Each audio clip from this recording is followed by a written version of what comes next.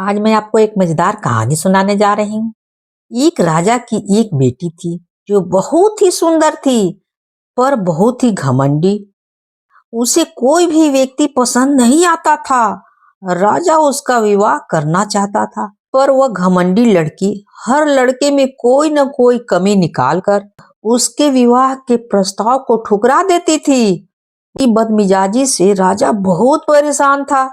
उसने एक बार अपनी बेटी के लिए स्वयंवर रचाने का इंतजाम किया और दूर दूर से विवाह के लिए नौजवानों को इस स्वयंवर के लिए आमंत्रित किया। इन सभी नौजवानों को उसने उनकी हैसियत के हिसाब से उनके स्थान पर बैठाया। इसके बाद उसने अपनी बेटी को उन राजा और राजकुमारों की सभा में बुलवाया ताकि वह अपना इच्छा से किसी को भी अपना पति चुने। और राजा को तब अत्यंत दुख हुआ जब उसकी लड़की ने हर एक उम्मीदवार में कमियां निकालना शुरू कर दी। उसके लिए कोई बहुत मोटा था तो कोई बहुत पतला था, कोई बहुत लंबा था तो कोई बहुत छोटा था। किसी की शक्ल मरीच की तरह पीली थी तो किसी की तरबूज की तरह लाल। इस तरह उस लड़की ने हर युवक में कोई न कोई कमी निकालकर उन सभी से विवाह करने से इनकार कर दिया। एक नुकीली ठुड्डी वाला राजा का तो उसने काफी अपमान किया। वो लड़की उस राजा को देखकर बोली, इस राजा की ठुंडी तो देखो जैसे बत्तख की चोंच है। इस घटना के बाद से उस राजा का नाम नुकीली ठुंडी वाला राजा पड़ गया।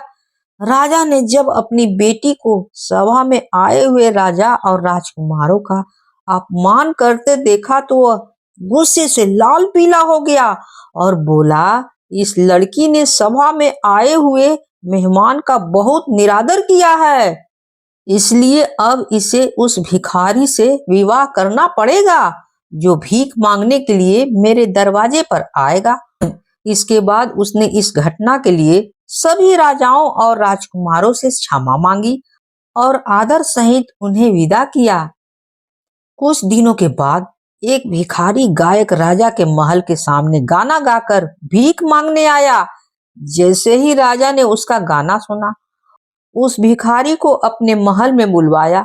वो मैले कुचैले कपड़े वाला भिखारी जब महल में पहुंचा तो राजा बोला, मुझे तुम्हारा गाना बहुत पसंद आया, मैं तुम्हें इसके बदले अपनी बेटी उपहार में देता हूँ।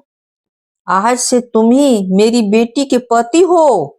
राजा की बेटी यह सब सुनकर हक्की बक्की रह गई और विवाह से इनकार करने लगी।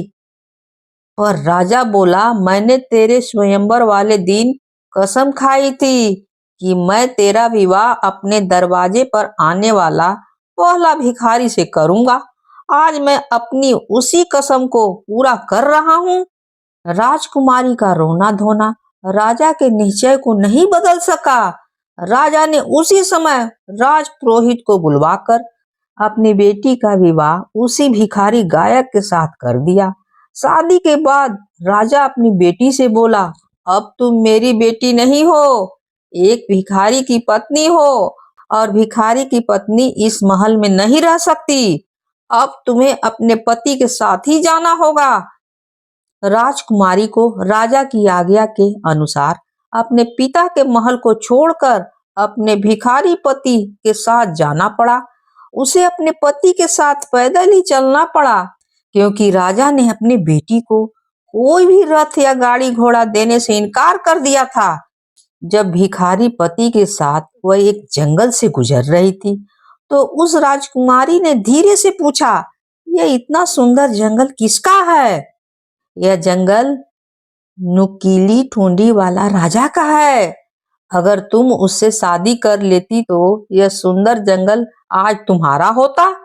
लड़की मन ही मन पछताने लगी और बोली, काश मैंने उस नुकीली ठुंडी वाला राजा से शादी कर ली होती। जंगल से निकलकर दोनों एक बड़ी सी नगरी से गुजरने लगे तो राजकुमारी ने भिखारी पति से फिर पूछा, यह सुंदर सा नगर किसका है? पति ने जवाब दिया, वही नुकीली ठुंडी वाला राजा का है और किसका है? राजकुमारी ने एक गहरी सांस भरी और बोली, काश मैं उसी राजा से शादी कर लेती। भिखारी ने जब उसे फिर यही कहते हुए सुना तो, मुझे ये पसंद नहीं है कि तुम मेरी पत्नी होने के बाद भी किसी दूसरे आदमी के बारे में सोचो। कभी मत सोचना ऐसा। आखिर में वे दोनों एक छोटे से कच्चे घर के पास पहुंचे। भिखारी पति बोला, यही हमारा छोटा सा घर है, इसी में हम एक साथ रहेंगे। वह घर इतना छोटा था कि दो आदमी मुश्किल से रह सकते थे। उसके दरवाजा इतने छोटे थे कि उसमें झुककर जाना पड़ता था। लड़की ये सब देखकर बहुत दुखी हो रही थी। उसने अपने भिखारी पति से पूछा, यहाँ के नौकर चाकर कहाँ हैं? भिखारी राजकुमारी का यह प्रश्न सुनकर बोला, कैसे नौकर चाकर? यहाँ तो सारा काम खुद ही करना पड़ता है। अब तुम उठो और चूल्हा जलाकर कुछ भोजन आदि का प्रबंध करो, मुझे बड़ी भूख लग रही है। राजा की लड़की को क्या पता चूल्हे चौके का हाल चाल। वह यह सब सुनकर रोने लगी, क्योंकि उसे तो कुछ काम करना आता नहीं था। अब उस भिखारी को ही दोनों के लिए खाने का कुछ पकाना पड़ा। राजकुमारी भिखारी का बनाया हुआ रूखा सूखा खाना पाकर गंदे और सख्त बिस्तर पर लेट गई। उस बिस्तर पर उसे नींद नहीं आ रही थी। वह रह रह कर अपने आप को कोस रही थी, क्योंकि इस सब के लिए उसका घमंड जिम्मेदार था। अगले दिन उसके पति ने उसे सुबह तड़के ही जगा दिया कि वह जंगल से कुछ लकड़ियां चुनकर लाए। राजकुमारी को लकड़ियां चुनने के लिए जंगल में जाना पड़ा। इसी तरह रोते धोते कुछ दिन बीत गए। घर में जो थोड़ा बहुत खाना खाने का सामान था वह भी खत्म होने लगा। तब भिखारी पत्नी से बोला, देखो ऐसे हाथ पर हाथ धरे बैठे रहने से काम नहीं चलेगा। हम दोनों को कुछ काम करना पड़ेगा। मैं भीख मांगना नहीं चाहता, क्योंकि एक राजकुमारी मेरी पत्नी है। अब हमें कुछ ऐसा करना पड़ेगा जिससे हम दोनों इज्जत की जिंदगी बिता सके। मैं जंगल से कुछ बांस इकट्ठा करके लाऊंगा, तुम उससे टोकरियां तैयार करना। इतना कहकर भिखारी जंगल से बांस इकट्ठे करने चला गया। वापस आकर उसने बांस को बारीक बारीक छील कर टोकरियां बुननी शुरू की और साथ में राजकुमारी को भी बुनने के लिए सिखाया। पर सख्त बांसों से राजकुमारी की कोमल हाथों से खून निकलने लगा।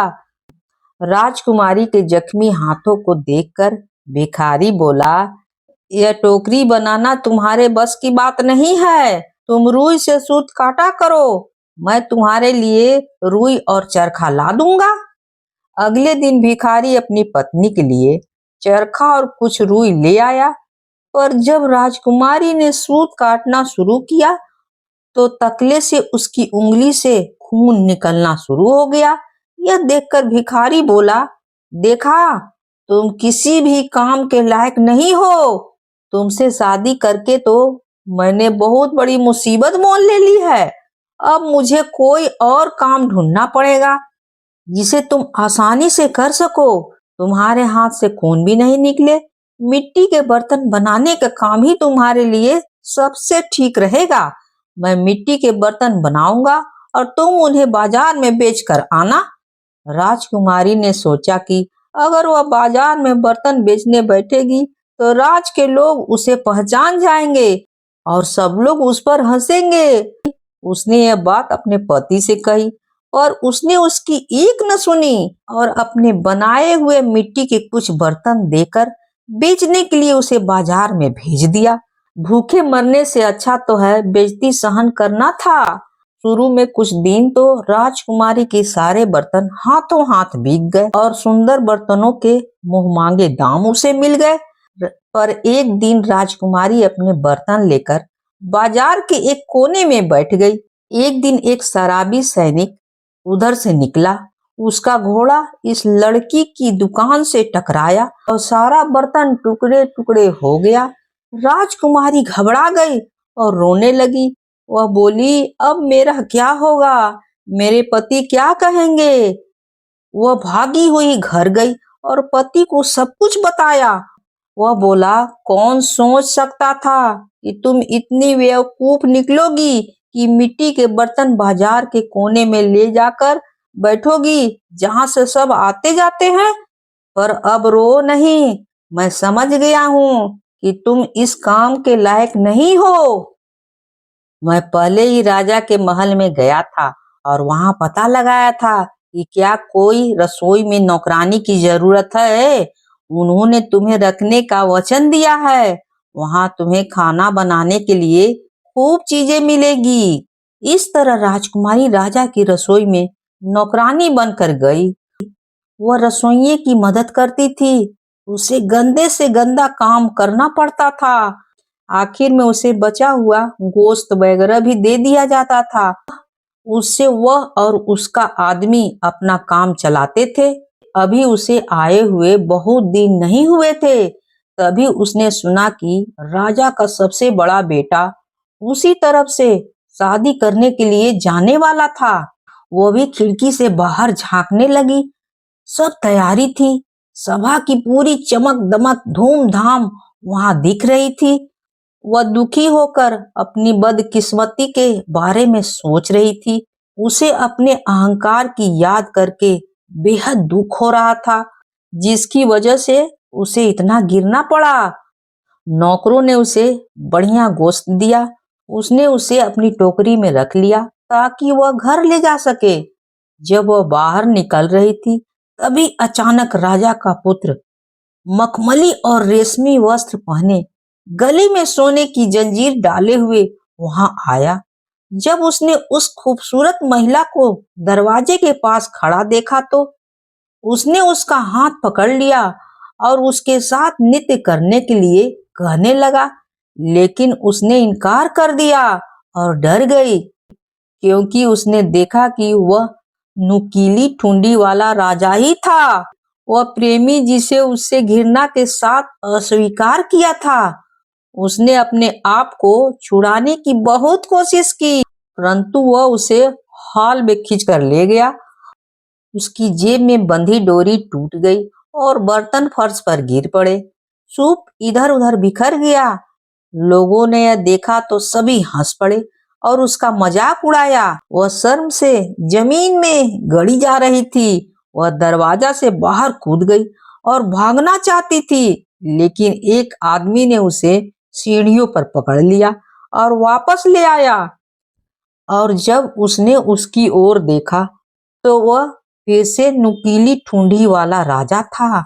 उसने दया से उसने कहा, डरो मत, मैं और उस दयनीय झोपड़ी में तुम्हारे साथ रहने वाला भिखारी गायक एक ही है। तुम्हारे प्यार के लिए मैंने ये सब कुछ किया, और मैं ही वह शराबी सैनिक था जिसने तुम्हारे बर्तन तोड़े थे। यह सब तुम्हारे घमंडी आत्मा को नर्म करने के लिए किया गया है, और जिस घमंड से तुमने मेरा उपहास किया है उसके लिए तुम्हें दंड देने के लिए यह सब किया गया है।